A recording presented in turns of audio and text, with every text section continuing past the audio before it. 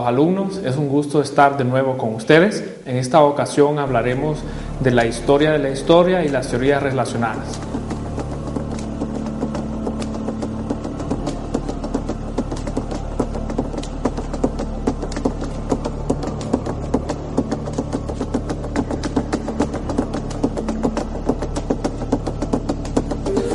Para comenzar diremos, según Bron, que es aproximadamente desde el cuarto milenio antes de Cristo que se implantó la costumbre de los estados nacientes de anotar para la posteridad los grandes acontecimientos históricos.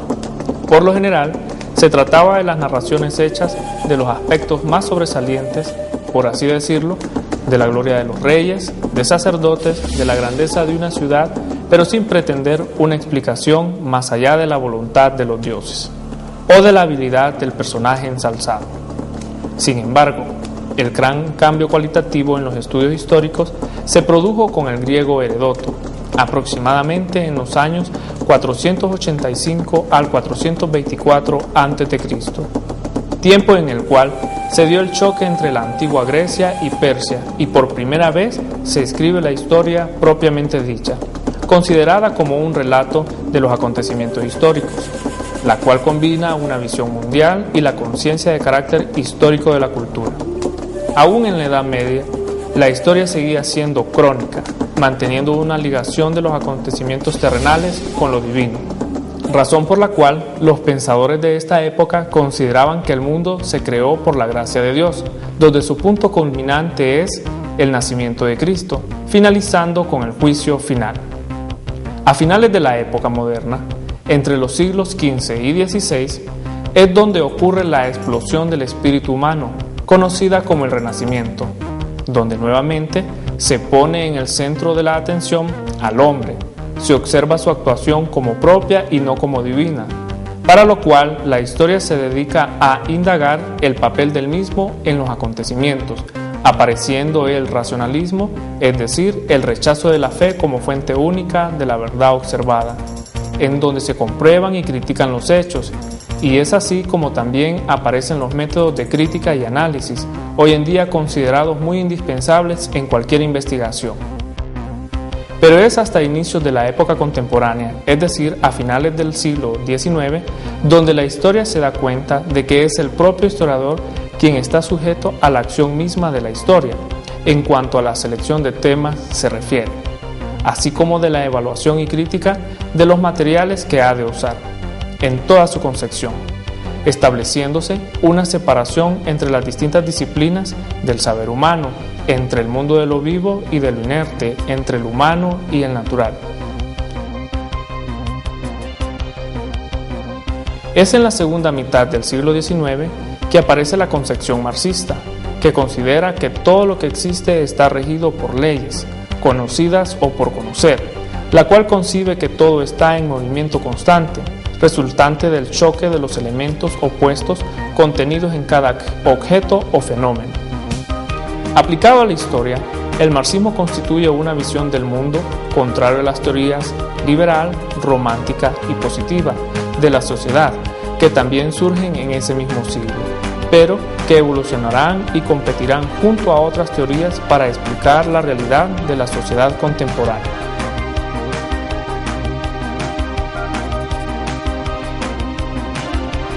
Pasemos ahora a hablar un poco más de estas teorías contemporáneas que se suscitaron en los siglos XIX y XX.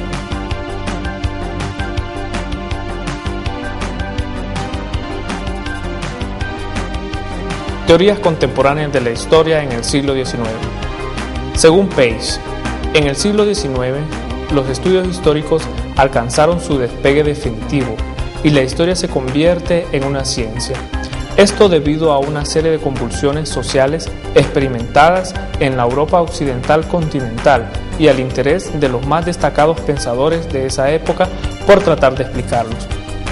Con hechos tales como la Revolución Francesa en 1789, la posterior expansión del Imperio Napoleónico y las revoluciones sociales de los años 1820, 1830 y 1848, mismas que siempre fueron seguidas por periodos de profunda reacción en el panorama social y político de la sociedad europea. Asimismo, en cada irrupción revolucionaria, el capitalismo se consolidaba más y a medida que la nueva burguesía industrial y financiera ganaba nuevas parcelas de poder político y la aristocracia cedía en sus pretensiones de monopolizar el poder y de preservar intacta la estructura de la sociedad feudal entre las clases populares, se agudizaba el carácter radical de su revuelta y su contenido de clase pasaba de ser antifeudal a ser cada vez más antiburgués. Siendo Inglaterra el estado pionero en este nuevo cambio social, quien combinó la violencia y la negociación política entre las clases capitalistas y las nobiliarias, convirtiéndose en la primera potencia comercial y militar del mundo desde el siglo XVII, que propiciaría sendos avances económicos y tecnológicos en toda la Europa continental. Por otro lado, en un intento de expandir su imperio francés de influencia liberal en Europa, que aún era dominada por la clase nobiliaria, Napoleón Bonaparte ejerció una importante influencia en el surgimiento de un sentimiento y pensamiento nacionalista que propiciaría la aparición de todo un sentimiento idealista. Como vemos, el estudio de estos acelerados cambios económicos y sociales suscitó el interés de diversos intelectuales por explicarlos, originándose las teorías romántica, liberal y positivista y asimismo la marxista, las cuales estudiaremos a profundidad a continuación.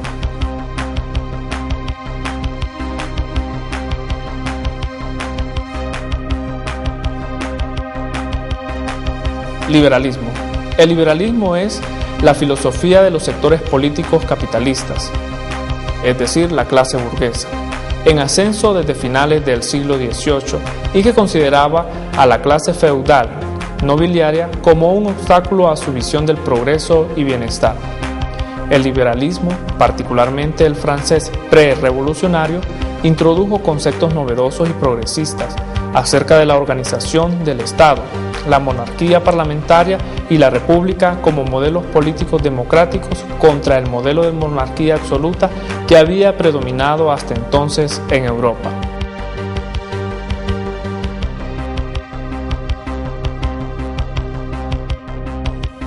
Positivismo. El precursor del positivismo es el francés Auguste Comte, quien además es el padre de la sociología. Para el positivismo, la sociedad había pasado por tres etapas. La primera, la tecnológica, propia de la Edad Media, donde se desarrolló la sociedad feudal decadente.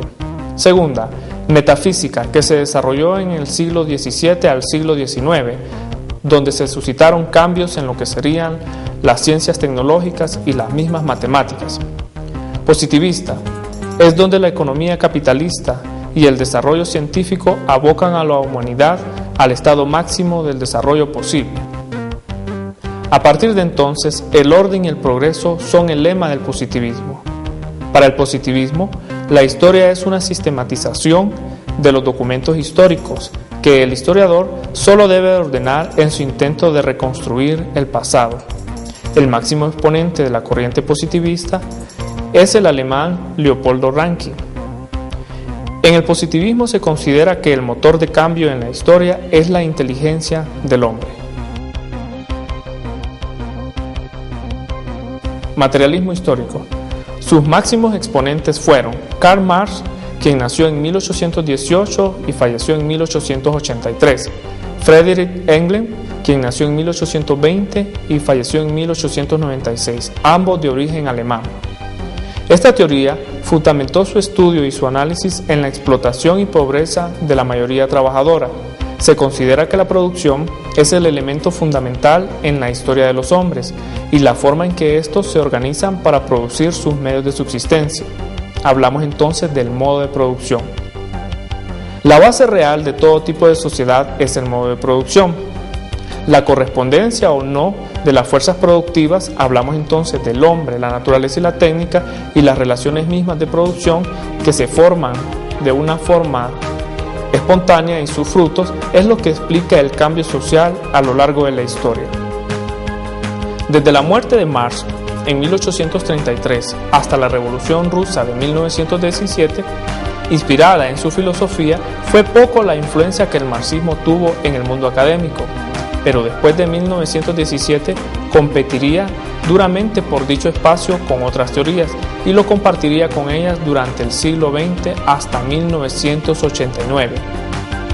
Muy bien, ya que hemos comentado acerca de las teorías que permitieron que la historia sea considerada definitivamente como una ciencia en el siglo XIX, pasaremos ahora a comentar acerca de las nuevas teorías que permiten entonces que sigamos considerándola hasta la actualidad como una ciencia. Nos referimos entonces a las teorías contemporáneas del siglo XX.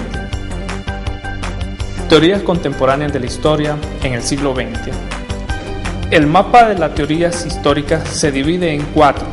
La primera, historia académica conservadora. Segunda, escuela de los annales. Tercera, la nueva escuela económica, y una cuarta, la teoría de la dependencia estructural. Hablemos un poco acerca de ellas. Historia académica conservadora. Para los idealistas contemporáneos, la historia es una construcción mental erigida por los hombres, negando la posibilidad del conocimiento objetivo de la misma. Escuela de los annales. Estudia al hombre en la historia de manera integral, proponiendo un papel interpretativo y reflexivo en lugar de limitar la tarea del historiador a la mera ordenación contemplativa e imparcial de los hechos históricos por la vía de los documentos escritos, considerados por el positivismo histórico como la única fuente de la historia confiable. Una de sus mayores contribuciones fue la renovación de la historia económica durante el siglo XX. La nueva escuela económica, desarrollada sobre todo en los Estados Unidos después de la Segunda Guerra Mundial, propone aplicar al análisis histórico los métodos cuantitativos de la economía.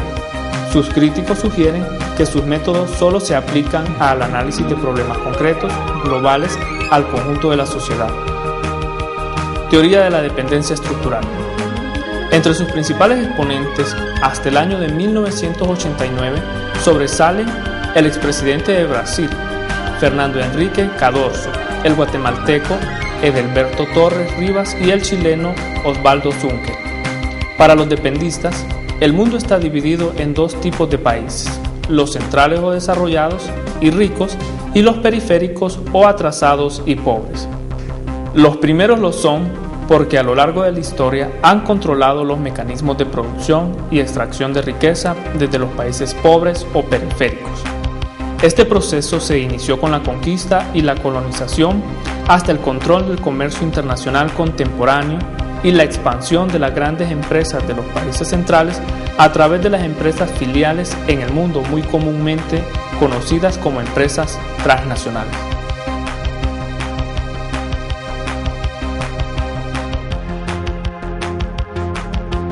Con esto, finalizamos el estudio de algunas de las teorías más importantes del siglo XX. Espero que este encuentro entre ustedes, mi persona y el fascinante mundo de la historia haya sido de mucho provecho. Aprovecho la misma para reintegrar una nueva cita en la próxima ocasión, en la cual seguiremos aprendiendo de manera diferente mucho más acerca de la historia. Y para darles un adelanto, podría mencionar que desarrollaremos el tema el hombre y el mundo que lo rodea. Gracias por su atención y nos vemos hasta la próxima.